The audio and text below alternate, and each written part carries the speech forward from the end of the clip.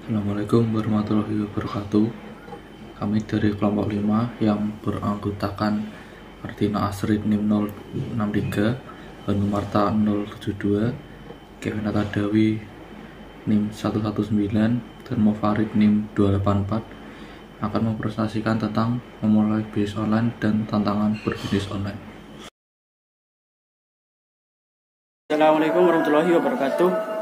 Perkenalkan, saya Mufad Harja dengan NIM 284 dari kelompok 5. Di sini kelompok kami akan mempresentasikan yakni tentang memulai bisnis online dan tantangan berbisnis online. Yang pertama yang harus dilakukan yaitu menentukan barang atau layanan apa yang mau dijual. Sebelum memulai bisnis, penting untuk menentukan jenis atau barang layanan yang apa yang kamu jual. Apapun yang kamu pilih, pastikan produk tersebut produk yang kamu sukai. Terus yang kedua, segmentasi pasar. Setelah menentukan produk apa yang mau kamu jual, tentukan siapa calon pelanggan potensial bisnismu. Karena semakin spesifikasi bagus, maka tujuannya agar kamu bisa melakukan promosi secara terarah. Contohnya, aplikasi transportasi online seperti Gojek. Nah, awalnya dibuat mengatasi permasalahan transportasi, khususnya ketika mencari ojek. Di Indonesia, ojek sebenarnya sudah ada sejak dulu, tapi dulu kita harus jalan kaki dulu ke pangkalan ojek untuk mencari ojek, lalu melakukan tawar-menawar. Tarifnya juga tidak pasti, tergantung keahlian kamu menego. Terus yang ketiga, klasifikasikan model bisnis. Bisnis e-commerce mencakup semua pasar online yang menghubungkan pembeli dan penjual. Hal pertama yang harus dipikirkan sebelum memulai bisnis adalah jenis transaksi bisnis apa yang akan kamu jalani dan siapa target pasarmu. Nah, secara umum kegiatan bisnis e-commerce dapat diklasifikasikan menjadi beberapa kategori. Yang pertama, business to business atau B2B. Yang kedua, business to customer atau B2C. Yang ketiga, customer to customer atau C2C. Terus yang terakhir, business to business atau C2B. Yang pertama yaitu model B2B, berfokus untuk menyediakan produk atau layanan dari suatu perusahaan ke perusahaan lainnya. Terus yang kedua, business to customer atau B2C, yaitu model bisnis yang umumnya adalah familiar di telinga konsumen. B2C merupakan model bisnis kedua terbesar di e-commerce. Penjualan dilakukan secara eceran dari perusahaan langsung ke konsumen akhir. Yang ketiga yaitu customer to customer atau C2C. B2B dan B2C adalah konsep yang cukup intuitif bagi kebanyakan orang. Namun model C2C berbeda. C2C didefinisikan sebagai, dan B2C adalah konsep yang cukup intuitif bagi kebanyakan orang. Namun model C2C berbeda. C2C didefinisikan sebagai perdagangan di mana individu atau konsumen menjual produk secara langsung. Terus yang terakhir yaitu customer to business atau C2B. C2B adalah model bisnis e-commerce lain yang kebanyakan orang tidak terpikirkan. Jenis bisnis e-commerce ini melibatkan individu yang menjual produk atau layanan kepada perusahaan. Strategi monetisasi blog atau Google AdSense salah satu yang termasuk dalam bisnis ini. Selanjutnya akan dilanjutkan oleh teman saya. Baik, saya akan melanjutkan penjelasan dari teman saya. Selanjutnya yaitu memilih platform jualan online yang sesuai. Langkah selanjutnya adalah menentukan platform apa yang sesuai dengan produkmu. Seiring perkembangannya teknologi, saat ini tidak sulit untuk memulai bisnis online. Tapi banyak orang yang ragu memulainya karena tidak tahu harus bagaimana dan menggunakan platform apa saja. Yang pertama itu ada membangun situs website sendiri. Jika ingin membangun situs website sendiri, maka juga harus siap untuk mengeluarkan biaya sewa desainer, membeli template, nama domain. Nah, nama domain ini juga harus dipikirkan. Pilihlah nama domain yang pendek, simple, dan mendeskripsikan bisnismu. Selanjutnya ada hosting server dan biaya maintenance setiap bulan. Serta yang paling penting dalam berbisnis adalah uang. Pembayaran juga penting untuk dipikirkan bagaimana sistem pembayaran yang akan diterapkan kepada konsumen. Metode pembayaran yang dapat dilakukan seperti kartu kredit, COD, atau transfer, dan PayPal.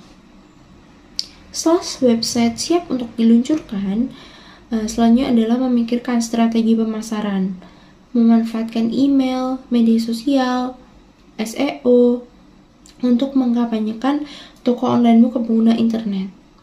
Selanjutnya ada yang kedua, menjual produk di marketplace e-commerce.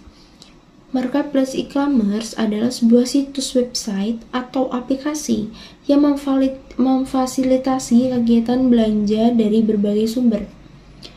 Jadi, marketplace ini menyediakan tempat bagi para penjual untuk menjual produk-produk mereka, dan contohnya seperti e-commerce, Tokopedia, Shopee, Bukalapak, Lazada, eBay, dan lain sebagainya.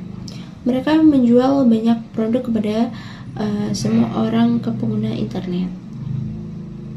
Selanjutnya ada memanfaatkan media sosial. Di zaman yang sekarang ini, sudah banyak orang yang aktif dalam menggunakan media sosial. Jadi, layanan media sosial merupakan salah satu alat yang powerful untuk mempromosikan sesuatu untuk meningkatkan brand-brand kita. Di Indonesia, beberapa media sosial yang banyak digunakan untuk menjajakan barang dagangannya adalah Facebook, Instagram, Twitter, atau bahkan sekarang yang lagi viral itu adalah TikTok. Seperti itu. Pentingnya foto dan keterangan. Adanya foto yang menarik bisa meningkatkan nilai brand produk dan didukung kualitas yang baik pula. Konsumen akan tertarik dengan produk dan yakin jika info yang diberikan sesuai target. Keterangan foto juga penting untuk ditambahkan. Jadi, buatlah keterangan produk yang lengkap dan pastikan barang yang dijual sesuai dengan deskripsi yang diberikan. Berikut tips memotret menggunakan ponsel. Yang pertama, pentingnya pencahayaan. Mengambil foto pada kondisi cahaya yang bagus memiliki kemungkinan untuk mengubah foto yang biasa menjadi luar biasa. Yang kedua, jangan gunakan fitur zoom. Hasil zoom dari ponsel sangat buruk. Jika ingin memperoleh gambar yang lebih dekat, mendekatlah, bukan dengan tombol zoom. Yang ketiga, kunci eksposur dan fokus. Yang keempat, mata lebih baik. Belajarlah untuk mengamati dan melihat secara lebih mendalam. Filter tidak bisa menggantikan mata yang baik. Perhatikan momen, cahaya, dan objeknya. Yang terakhir, ragam sudut. Ambil beberapa gambar untuk satu objek dari berbagai sudut. Hasil akhir akan tampak berbeda jika dipandang dari sudut yang berbeda, misal pada latar belakang hingga pencahayaan.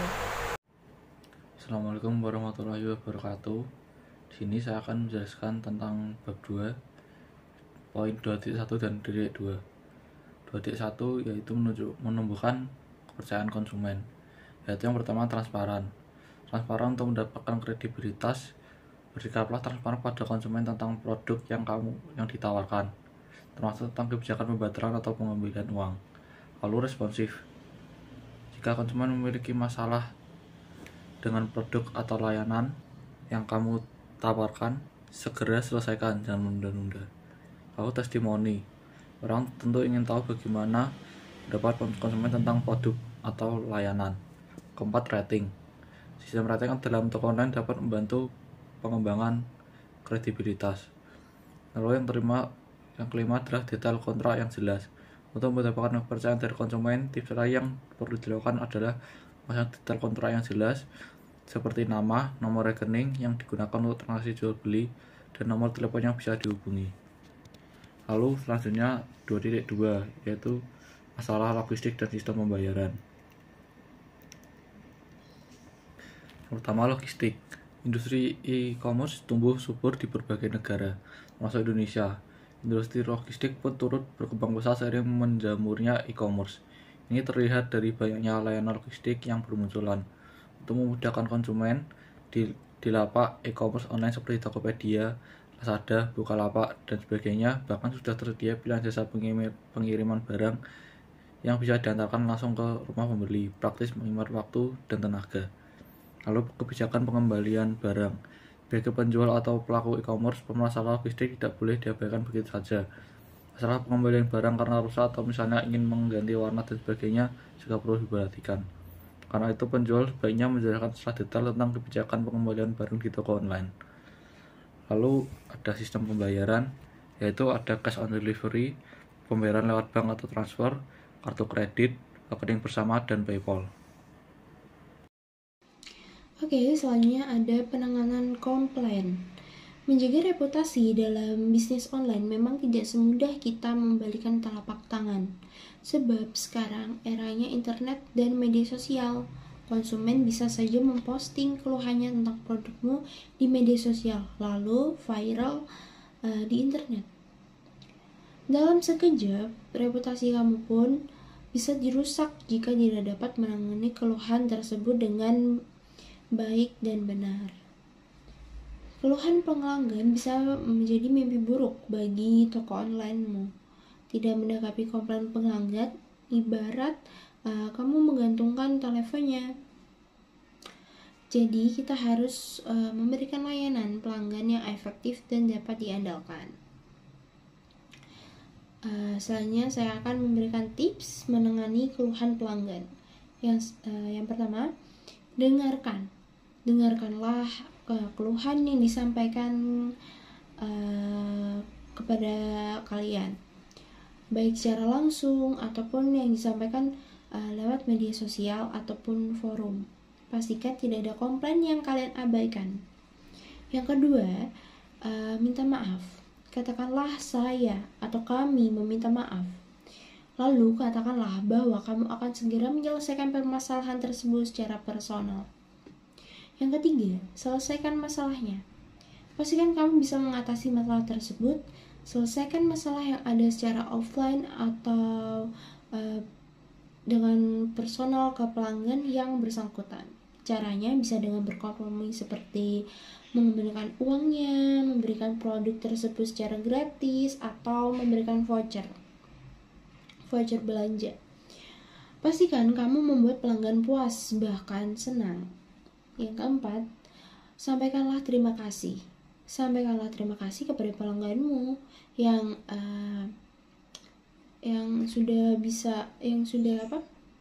memberikan keluhan-keluhan tentang toko online. Hal ini akan membuat mereka merasa didengar keluhannya seperti itu. Terima kasih. Sekian presentasi dari kami. Wassalamualaikum warahmatullahi wabarakatuh.